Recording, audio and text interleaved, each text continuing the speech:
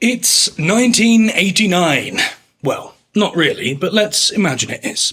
In Central Europe, Germany is beginning a new chapter as it reunifies for the first time in 45 years. To the east, the USSR is lumbering towards fragmentation and democratization as Gorbachev's reforms of glasnost and perestroika take effect. To the west, in Washington, D.C., Francis Fukuyama is writing the essay which will make him famous. This is, of course, the end of history, and it will take the world of political philosophy by storm. In it, Fukuyama says, "What we may be witnessing is not just the end of the Cold War or the passing of a particular period of post-war history, but the end of history. That is, the end point of mankind's ideological evolution and the universalization of Western liberal democracy as the final form of human government." This quote is often taken out of context, and Fukuyama has revised his position over the years, but the crux of it is this. In a post-Cold War world, there is no viable competitor to the liberal democracy of the West, and it follows that countries will adopt this form of government over all others. Fast forward almost 40 years, however, to the modern day, and we can see that things haven't really played out this way. We still live in a duopolar world. The United States is still a superpower, but the Soviet Union has been replaced by the People's Republic of China. There is, to an extent, a new Cold War with opposing systems in East and West. But why are these systems so opposed to one another? We might think that this opposition stems from 20th century ideological disputes, authoritarian communism versus liberal democracy. But in fact, the two systems are based upon centuries of political and economic development. And in this video, I'm going to explore the development and examine the foundations of Chinese and Western political thinking. Foundations that are still at the very core of turbulent global geopolitics. In the 1990s, global events seemed to support Fukuyama's theory about the end of history. When Germany reunified, they did not adopt the East German model of centralized communism. Instead, they continued with the West German system of federal democracy. When the Soviet Union and Yugoslavia fractured, their individual states largely moved away from authoritarian communism and towards parliamentary democracy. These moves were racked by bloody conflict, and human rights groups would say that many of these polities are far from democratic, but Fukuyama's trajectory is there. He would argue that these political shifts, however imperfect, demonstrate a general trend towards Western-style liberal democracy. By the end of the century, only 5 countries remained communist: Cuba, Laos, North Korea, Vietnam, and China. But the rise of this last country, China, has thrown Fukuyama's view into question. After the political tumult following the death of Mao Zedong in 1976, Deng Xiaoping took control of the People's Republic of China. Throughout the 1980s, Deng's China underwent economic and social reforms similar to those seen in the USSR. But while these reforms contributed to the USSR's collapse, Deng's Chinese reforms worked differently. China maintained its territorial integrity and its centralized control, whilst using capitalist market forces to make it competitive on the world stage. While China's rise was evident before Fukuyama wrote The End of History, few predicted the speed and extent of its development, including Fukuyama himself, and even fewer predicted the emergence of a new duopolar world so soon after the apparent end of the Cold War. But what are these two poles exactly? On one side, we have Western liberal democracies. These countries are characterized by laissez-faire, capitalist economies, publicly accountable governments, and wide participation in democratic processes. This is Fukuyama's ideal, the so-called final form of government. And then on the other side, we have the People's Republic of China. This is a single-party state in which the government is not broadly accountable to its people, and since Deng's reforms, although it has adopted some capitalist forces, it has retained a pretty beefy chunk of central economic control. We can see plenty of differences here, but we can also see one major similarity: capitalism. And this might set an alarm bell ringing. Maybe Fukuyama's end of history idea was correct all along. In order to achieve domestic prosperity and international influence, China had to adopt a similar economic system to the West. And if centuries of capitalist evolution have taught us anything, and that means adopting other aspects of Western politics too. As the economist Adam Smith said in the 18th century, free market forces represent an invisible hand that must not be curtailed by state intervention.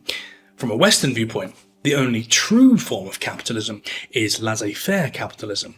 If China's prosperity is to continue indefinitely, it must relinquish state control and democratize. All this means Fukuyama was right. China is in a process of evolution towards a Western-style liberal democracy. It's just not quite there yet.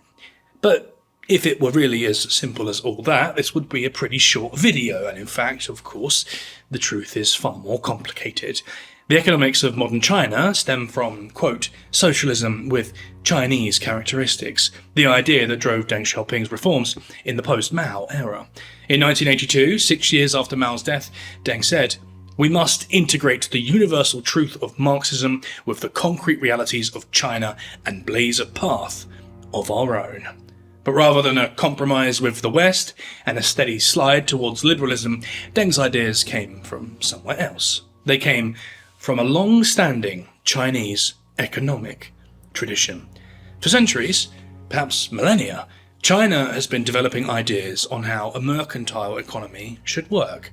Ancient China's power was based on many factors, but mostly a strong military, advanced technology, and shared cultural identity. And all of that was underpinned by its trading economy. Since the days of the Silk Road and the Maritime Silk Road, and even before, imperial Chinese dynasties made money through international trade. They took their commodities and brought them to a global market. But this trade was not unrestricted. The state retained control. Before the Chinese unification in 221 BC, the state of Qi referred to the Guanzhe, an early text of political and economic philosophy. The Guanzhe focused on economic and industrial management, ensuring that governors retained the power to implement economic changes that would benefit the state. The idea of Qingzhong emerges from the Guanzhe, with Qing meaning light and zhong meaning heavy. This essentially means that resources must be managed to prioritize heavy tasks, or tasks that are fundamental to the operation of the state. So, the state must retain enough control to ensure an appropriate balance between Qing and Zhong. Capital, generated by private merchants, could be directed into public projects. Individuals could grow rich, but the wealth of the state took priority. The Guanzhe remained a foundational text for Chinese economics throughout numerous dynasties and across numerous centuries. The Han Dynasty, from around 200 BC to 220 AD, implemented centralized control of trade. Privately run enterprises would be controlled so that the state-run initiatives were not priced out of the market. Private wealth could be confiscated by the state in order to fund imperial coffers. Later dynasties would contrast li, or profit-seeking, with yi, or righteousness, based on the ancient philosophies of Confucius.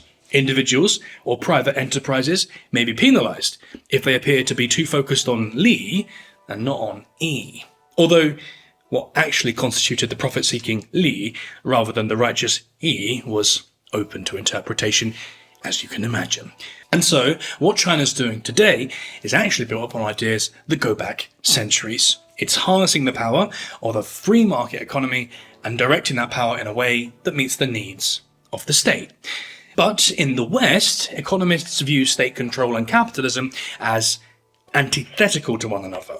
And in China, that's not the case. For China, state-controlled capitalism, or state socialism, is a perfectly rational system. This look at China's economic history gives us a glimpse into how Chinese and Western political thought has deviated over the years. But to examine this in more detail, we need to return once again to Fukuyama. In 2011, Fukuyama published The Origins of Political Order, in which he examined how states are built and become stable and functioning polities. It's a work that is sprawling in scope, comparing and contrasting examples from around the world. But some of the most interesting conclusions come from the analysis of China in relation to Western democracies, like those in the USA and in Western Europe. To begin with, let's take a look at what Fukuyama believes are the three pillars of political order. The first pillar is the state. This is the central force of government, which implements a balanced system of controls and benefits to the people it governs. The second pillar is the rule of law. This is the idea that law exists outside of the central government. The government must adhere to the law, just like everyone else does. And the third pillar is accountability. In Fukuyama's view, political order requires the government to make itself accountable to its people. So let's start with that first pillar and apply this to China. The concept of Chinese state building actually predates China's unification in 221 BC. As we've already seen, pre-dynastic states like the Qi were already working with strict and codified mechanisms of control and benefit. Citizens received certain benefits from the Qi state and submitted to state control in return. But, you might say, this was happening in Europe too. The Peloponnesian states and the Roman Empire, for example, implemented these types of mechanisms. And while this is true, China did it first, and in those early years, they did it better too. More than 2,000 years ago, Chinese state bureaucracy was already very sophisticated. The foundation blocks of a strong state already there. But a state cannot function by itself, so let's take a look at that second pillar, the rule of law. For Fukuyama, this is a key schism between the Chinese and Western systems, and this is because of the difference between the rule of law and rule by law.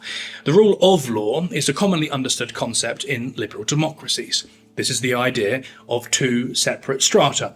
Governance is on one of the strata and the law is on the other.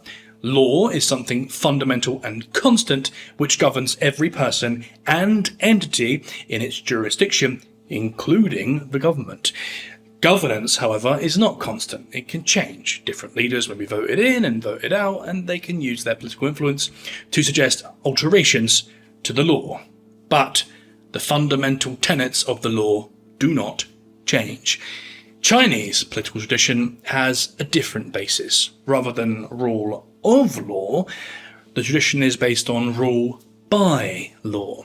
And while this is a subtle difference in wording, it makes for a huge difference in practical application. There is no separation between the governing state and the law. The governing state is the law, and the law is the state. This makes the state the fundamental constant rather than the law. The government can change the law in any way and is not itself governed by it. There are two important factors that influence this. The first is China's long-standing concepts of political philosophy, in particular, legalism. As well as sophisticated bureaucratic systems, ancient China also had well-developed political philosophies. We've seen this in the Guanzhi and in the teachings of Confucius. Another was Fajia, or legalism. This was solidified by the Han Fei in the 3rd century BCE. Han Fei drew influence from political and legal philosophers who had gone before him and synthesized their work into a core central philosophy. So while Confucius talked of Li and Yi and adopted a kind of moralistic view, Han Fei and the legalists were much more pragmatic. They viewed humanity as largely governed by self-interest and requiring external mechanisms and frameworks to keep them in line. When Qin Shi Huang unified China under the Qin dynasty, these legalist approaches were key to maintaining a fully functioning, fully integrated, fully stable state. Later dynasties preferred the slightly cuddlier philosophies of Confucius, but over centuries of development, both Confucian and legalism have become embedded into Chinese political doctrine. And so law has become an instrument of the state rather than something external that's applied to the state. This could very easily have happened in Western Europe too, but largely it didn't, which brings us to our second influencing factor, organized structures of religion. From the medieval period into the early modern period, there were essentially two pillars of order in Europe. There was the state, this was usually the king, or sometimes the queen, and the mechanisms of power that they wielded. And then there was the church, whether governed by the Pope or by an archbishop or a patriarch. This was both a religious institution and an influential political force. This is why, on the preface to Hobbes's Leviathan, the governing body holds both the sword of secular, kingly power and the crozier of religious influence. Christianity, in all of its various forms, provided the moral authority that people lived by. Thou shalt not kill, for example, or thou shan't steal. These were rules that adherents needed to stick to if they were going to be good Christians and get into heaven. But they were also valuable social tenets that would prevent society from breaking down. Of course, laws existed long before Christianity. The Code of Ur-Nammu, found in the Sumerian city of Ur, is at least 4,000 years old and is the oldest legal code that we are aware of. The code contains a basic system of consequences for various actions, such as capital punishment for murder and robbery, and a system of fines for other crimes. But for most Western liberal democracies, it was Christian tenets that formed the basis for the legal system. And this was really handy. Religion demonstrated that kings and leaders must answer to a higher power, and organised religious bodies ensured that they did so. It could also be used to instill a collective social conscience at all levels, particularly in the face of a mass catastrophe. After the Viking raid of Lindisfarne in 1793, Alcuin of York wrote, quote, "Truly, this attack has not happened by chance, but it is a sign that it was well merited by someone." When the Black Death ravaged Europe in the 14th century, William Langland wrote that, quote, "God is deaf nowadays and will not hear us, and for our guilt he grinds good men to dust." Whether a pauper or a prince, a farmer or a king, your blasphemy and impiousness could bring God's judgment down upon everyone. And so Western legal codes emerged based on these religious tenets. As religious codes were passed down by God, a monarch could not be considered to be above them, and so they developed separately to mechanisms of state control. But this, again, did not occur in China. Plenty of people in China are religious, at least to some extent, while only a minority are regularly practicing Buddhists. Large numbers will carry out traditional religious observances, whether these are Taoist, Buddhist, or linked to older ancestor reverence practices. It's usual to see offerings burnt during Lunar Ghost Month in August and September, and it's common to see people praying in temples. It's largely always been like this. Under Mao Zedong, religious practices were discouraged, but since 1982, freedom of religion has been protected in China. However, in Taoist and Buddhist traditions, ideas of ethics and morality are nuanced.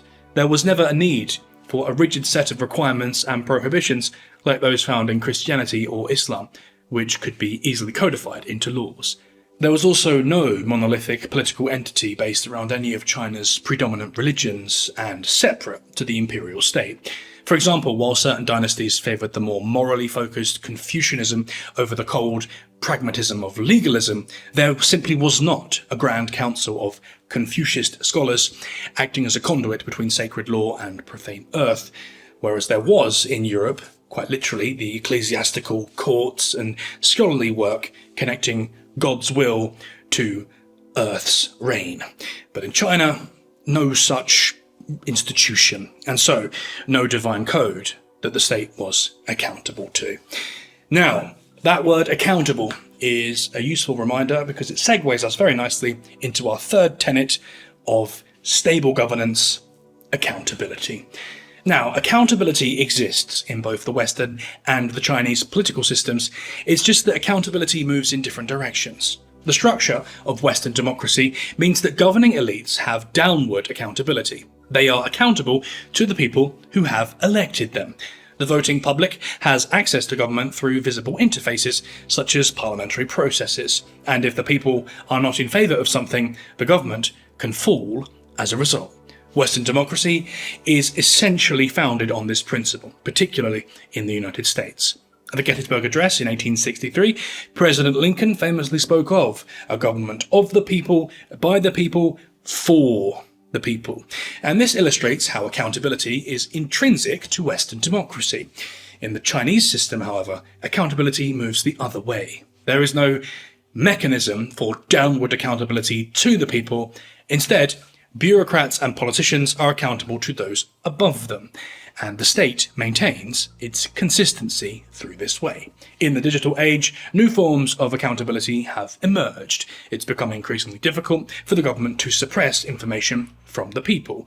National social media outrage over the Tangshan restaurant attack in 2022 and the COVID lockdowns of 2023 resulted in direct action from authorities. But this type of accountability is largely incidental. In these cases, the government responds directly to issues of public order. But there's still no set mechanism for accountability and no expectation that accountability will occur. For Fukuyama, this is a problem. Without accountability, there is no guarantee that the government is acting in the interests of its people. But there is much to suggest that China's government does act in the interests of the people, or at least the majority of people. Enhanced quality of life, reductions in poverty, vast improvements in literacy rates and life expectancy all point to the benevolent power of the government. But there's no check and balance in place, and no mechanism to ensure it. No legal guarantee, whether for an individual who steps out of line or for the masses if things begin to turn sour. So, Western liberal democracy would seem like the most rational choice for a society. This way, at least, there's some protection if things do begin to go wrong. However, this form of government is far from perfect, and Fukuyama recognizes this. For example, Western democracies could be viewed as too accountable. Between 1995 and 2005, the United Kingdom went through 9 prime ministers in just 30 years. In the United States, presidents are limited to 2 terms of 4 years each, or at least they are currently. Due to the nature of democratic accountability, new leaders often feel they need to go against the actions of their predecessors, making themselves look fresh and different, and this leads to inconsistency and an endless repeating cycle of action and reaction with no real consistent policy. And power itself is limited. Democratic leaders don't enjoy unchecked power. They may have ideas that they believe to be in the interests of the people, but they can't implement these ideas without adhering to law and popular opinion. Big projects get thrown into jeopardy. In Britain, for example, the high-speed rail HS2 was announced in 2009, and subsequent governments have spent 16 years and counting arguing over where, why and how it should be built, and whether it should be built at all, and we've spent a lot of money on what is, so far, nothing. China, in contrast, rolled out tens of thousands of kilometres of high-speed rail in just a few years, often through extremely challenging terrain.